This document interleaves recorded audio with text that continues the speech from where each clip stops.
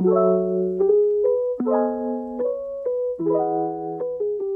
selamat pagi semuanya. Gimana nih kabarnya para sobat Tanjung Sari? Nah, pada podcast sesi kali ini kita bakalan bahas yang seru-seru dan juga sangat menarik banget buat Bapak Ibu dan juga teman-teman di desa Kemadang dan juga Banjarrejo di Kecamatan Tanjung Sari, Gunung Kidul dari persembahan dari kami tim KKN BPM UGM tahun 2021. Nah, pada pagi hari ini nih podcast kita akan membahas soal tentang penggunaan media sosial sebagai marketing online gitu ya di masa pandemi COVID-19 saat ini. Nah, sebelumnya nih izinkan saya untuk memperkenalkan diri terlebih dahulu. Nama saya Hana Aulia, yang merupakan salah satu tim KKN BPM UGM Tanjung Sari tahun 2021 ini. Dan untuk sesi podcast kali ini kita akan kedatangan tamu yang spesial banget gitu ya, pembicara dari Rifki. Nah, Rifki ini merupakan salah satu orang yang expert banget gitu ya di bidang marketing online kayak gitu. Mungkin Rifki bisa kenalan nih lebih lanjut gitu. Oke, halo semuanya. Halo Bapak Ibu, teman-teman semua yang dengerin podcast ini. Perkenalkan, nama saya Rifki. Tadi disclaimer, bukan yang expert lah ya, yang udah beberapa, udah 3 tahun belakang lah mainnya di bidang sosial media dan lain-lain gitu. Mungkin itu dulu aja perkenalannya. Oh iya, dari ini, dari 0, Kreatif. Sekarang namanya jadi 0, Indonesia.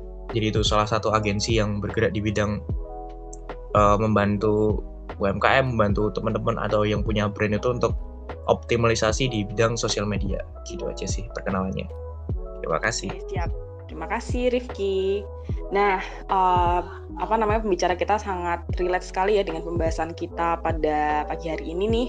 Nah, untuk sebelumnya nih kita melihat sendiri permasalahan terkait penggunaan sosial media untuk marketing online tuh juga banyak dirasakan nih Rifki di desa Kemadang dan juga Banjarrejo itu sendiri dalam memanfaatkan potensi yang mereka miliki, yaitu adalah UMKM gitu. Nah, ternyata nih di 2 desa tersebut mereka tuh banyak sekali memiliki potensi, salah satunya di UMKM yaitu pertanian dan juga perikanan gitu. Karena kan mereka wilayah pesisir ya dua-duanya ini.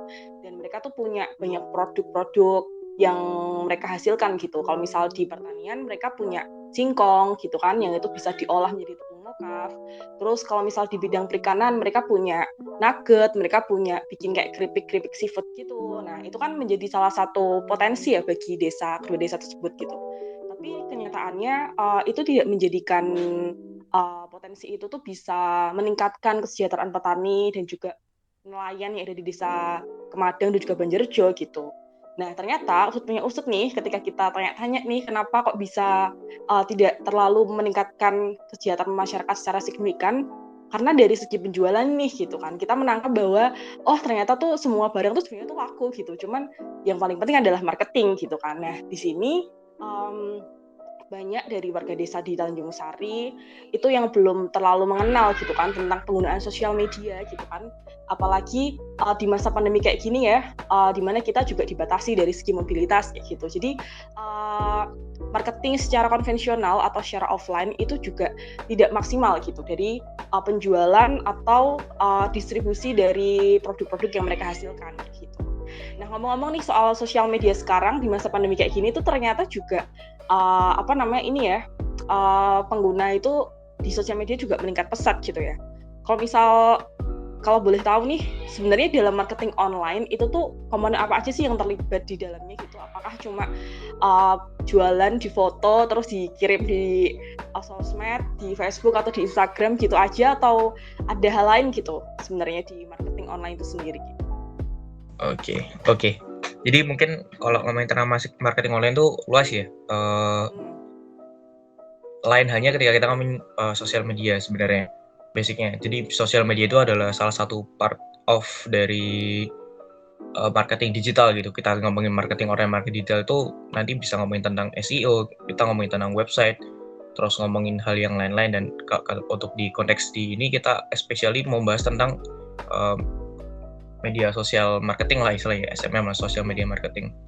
Dan ngomongin tentang social media marketing itu poin yang paling utamanya tuh tentang bagaimana caranya untuk bisa menciptakan creating konten yang bisa diterima oleh siapapun yang ada di setiap sosial media gitu.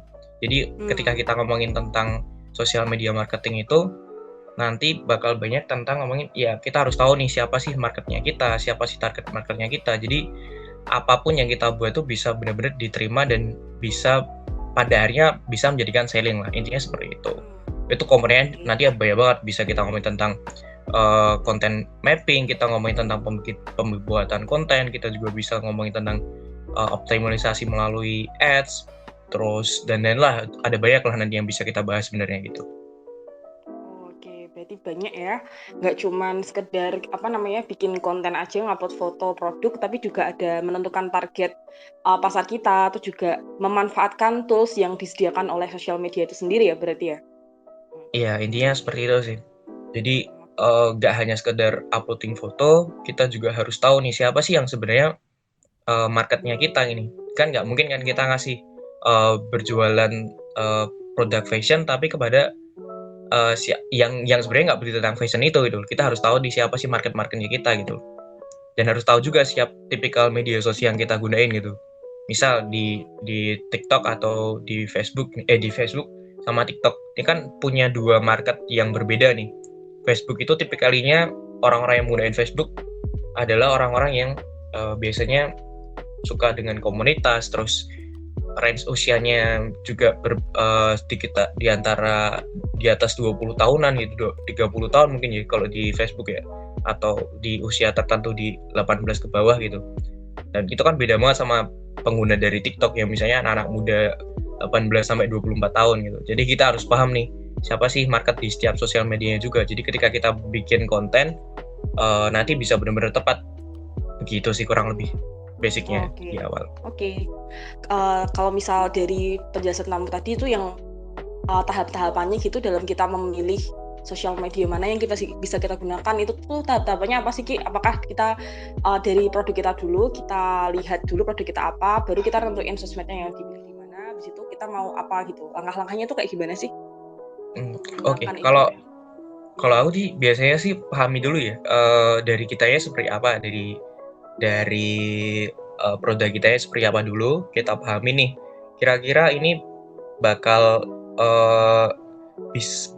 untuk siapa sih target marketnya kita gitu. Habis itu yang kedua baru nih kita mulai searching pelaku-pelaku yang mungkin mirip jadi benchmarkingnya kita ini pada akhirnya.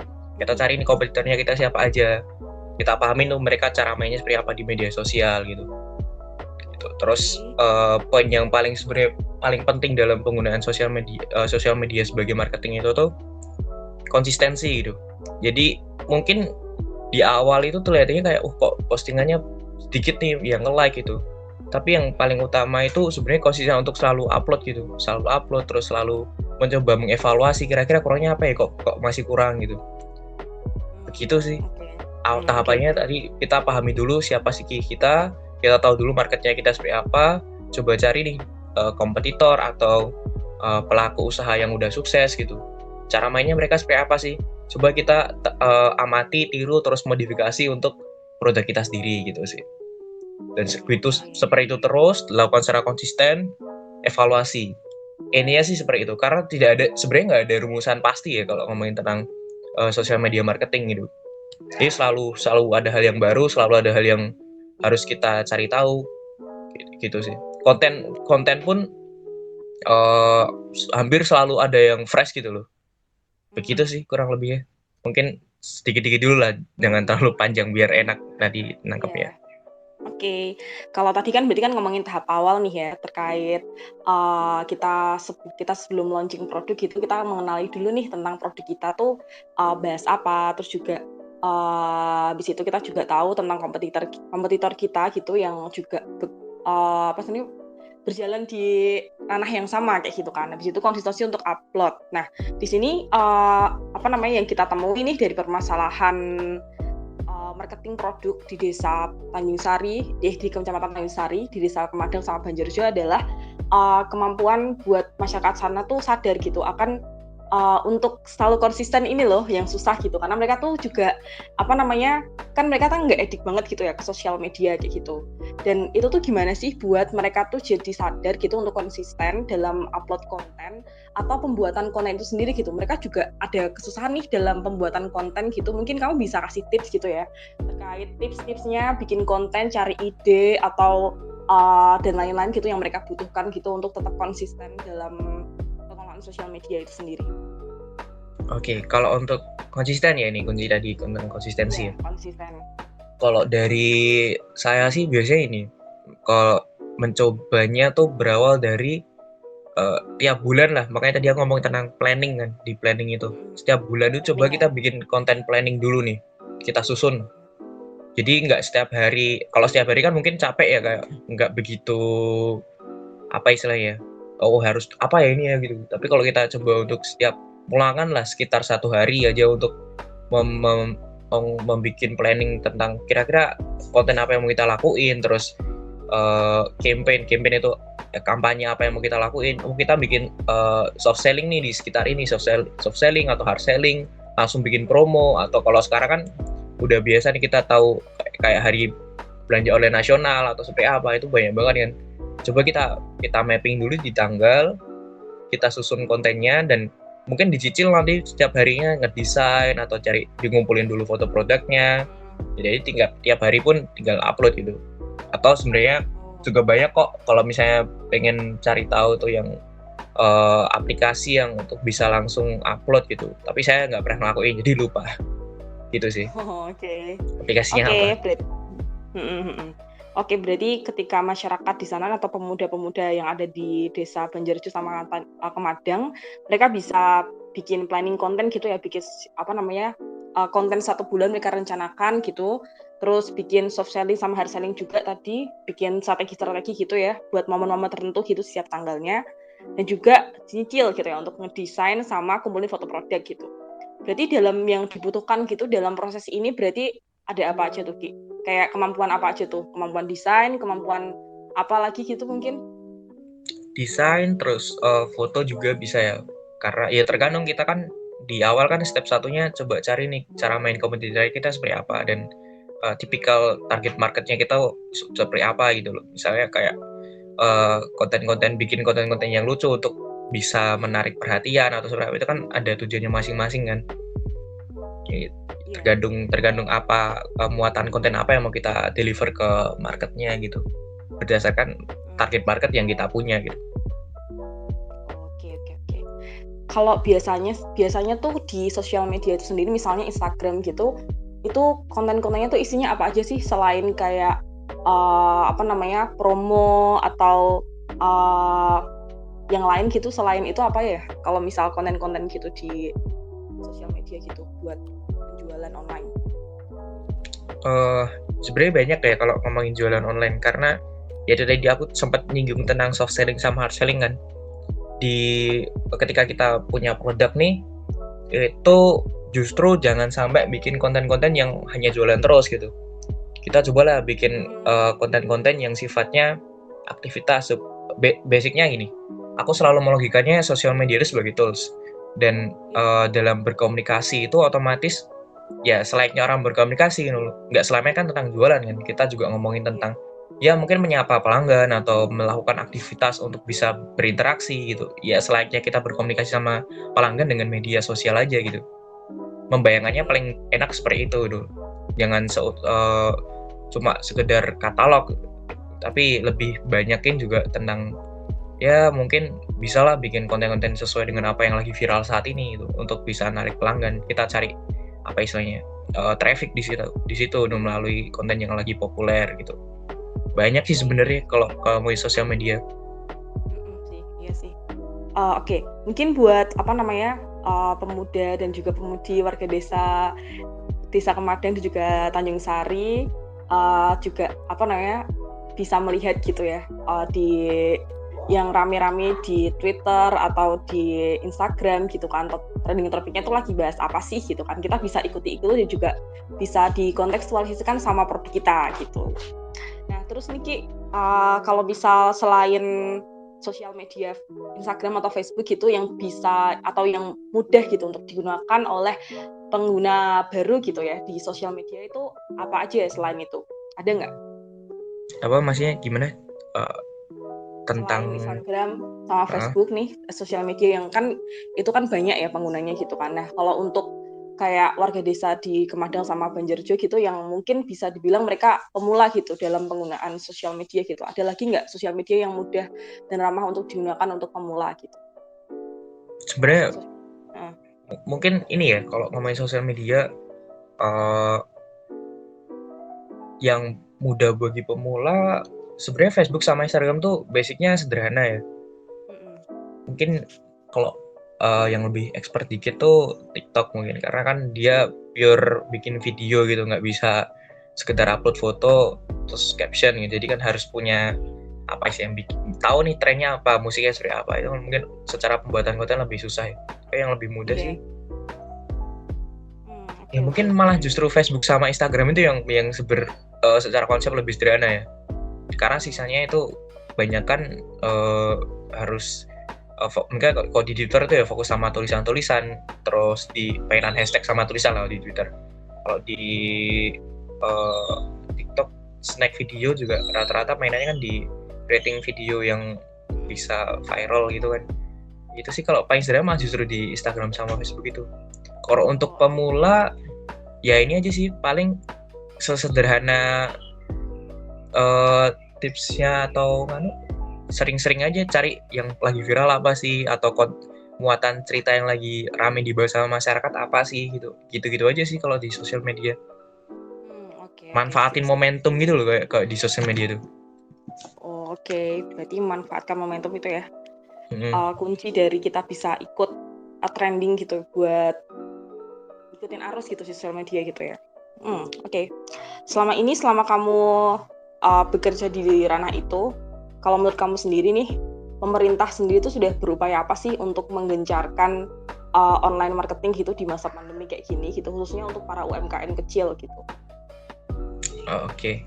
Kalau untuk dari usaha pemerintah sebenarnya banyak ya aku nangkepnya di dinas koperasi itu bahkan sering banget nih kalau aku ngobrol sama teman-teman UMKM itu ya program-program untuk meningkatkan mereka melalui sosial media harus punya website sosial media itu sebagai langkah awal untuk meningkatin usahanya tuh udah banyak banget sebenarnya melalui pelatihan-pelatihan tentunya uh, gitu sih paling itu kalau dari pemerintah ya kalau aku masih belum tahu karena saya yang paling banyak berhubungan tuh dinas koperasi sama Kemenparekraf itu udah cukup banyak sih memperkenalkan ayo coba menggunakan marketing digital gitu nggak cuma cara konvensional gitu dan banyak kok pelatihan-pelatihan yang dibantu gitu itu baru dari pemerintah sebenarnya kalau saya tahu juga selain pemerintah tuh kayak banyak NGO yang ngajarin secara gratis gitu untuk mengoptimalisasi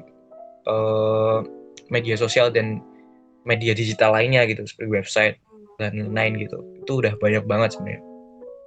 Oke, berarti selama ini juga pemerintah tuh juga sudah menggencarkan itu ya, soal Iya marketing online udah di banyak banget. Kemenprov. Oke, di Kemenprov sama koperasi gitu. Mungkin bagi teman-teman di desa Kemadang dan juga Banjarjo bisa langsung cari-cari tahu nih soal informasi pelatihan, soal marketing online, sosial media dan lain-lain gitu ya di Kementerian Kemenprov tadi. Nah, terus nih Ki, kalau misal kan itu kan pastinya kan meskipun sudah digencarkan nih ya, ternyata juga di masyarakat Banjarjo dan juga Kemadang itu juga mereka juga banyak yang belum tahu gitu soal ini gitu, apalagi program pemerintah yang tadi kamu sebutkan. Kira-kira ada nggak sih kayak usaha swadaya yang bisa mereka lakukan gitu untuk mengawali ini semua gitu Ki? Apa sih yang bisa mereka lakukan gitu? Apakah mulai dari mereka tadi bisa, kan mereka udah memanfaatkan media sosial nih ya sekarang gitu. Langkah selanjutnya apa ya Ki? Biar mereka bisa terus berkelanjutan gitu terkait hal ini gitu. Untuk apa ya? Untuk membackup kekurangan-kekurangan pemerintah yang belum diberikan ke mereka.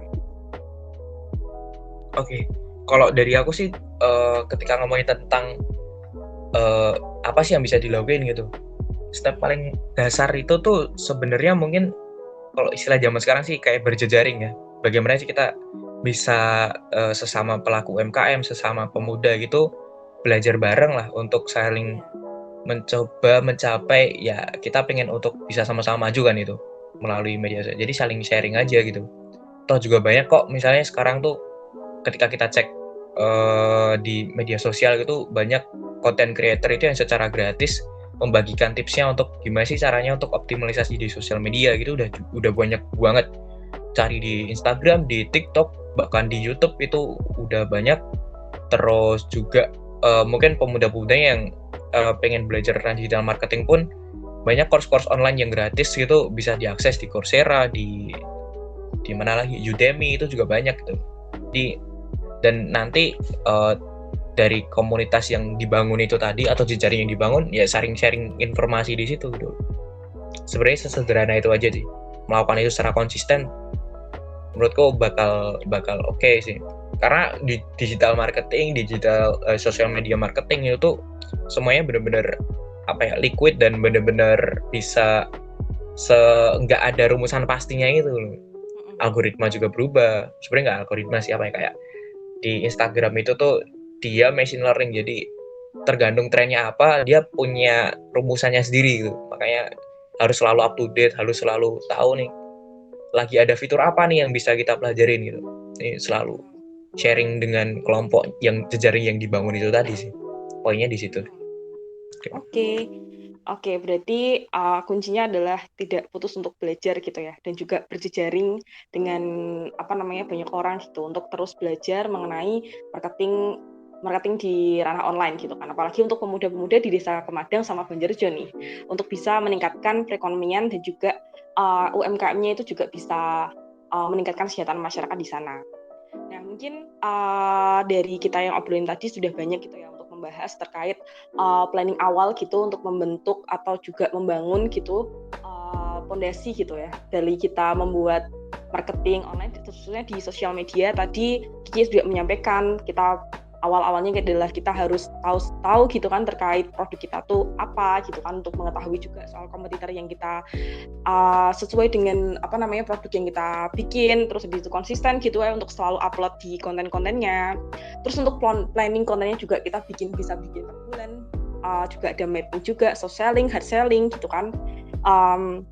Dan yang paling penting adalah buat teman-teman nih di Desa Kemadang dan juga Banjarjo adalah untuk kita bisa berjejaring gitu bagi sesama pengguna marketing online, tidak hanya di Desa Kemadang sama Banjarjo tapi juga di wilayah manapun gitu yang juga mereka berkecimpung di dunia tersebut gitu. Dan juga jangan lupa ya buat teman-teman semuanya buat selalu update gitu ya terkait informasi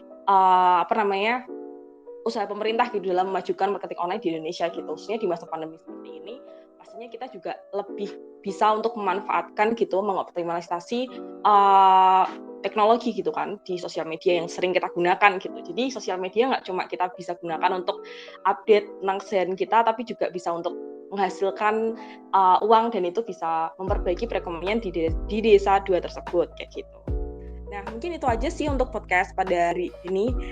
Dari Rizky ada nggak sih kayak closing statement gitu buat pesan buat masyarakat di Desa Kemadang sama Banjarjo, khususnya para pemuda-pemudi nih yang sedang berusaha gitu untuk meningkatkan UMKM di 2 desa tersebut? Kalau untuk closing statement-nya mungkin ini sih, jangan pernah berhenti belajar gitu aja sih, sama cari tahu informasi.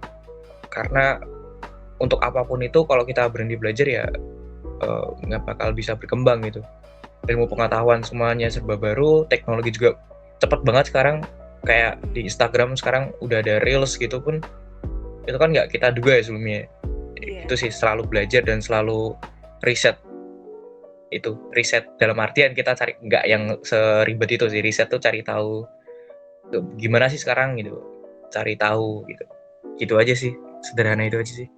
Oke, sip, makasih. Itu closing statement yang bagus banget ya buat kita semua gitu, terutama pemuda-pemudi dan juga masyarakat di Kemadang sama Banjarjo. Jangan pernah untuk berhenti belajar dan selalu up to date gitu ya untuk hal-hal di marketing online, dan orientasinya tentunya adalah untuk meningkatkan kesejahteraan masyarakat di 2 desa tersebut.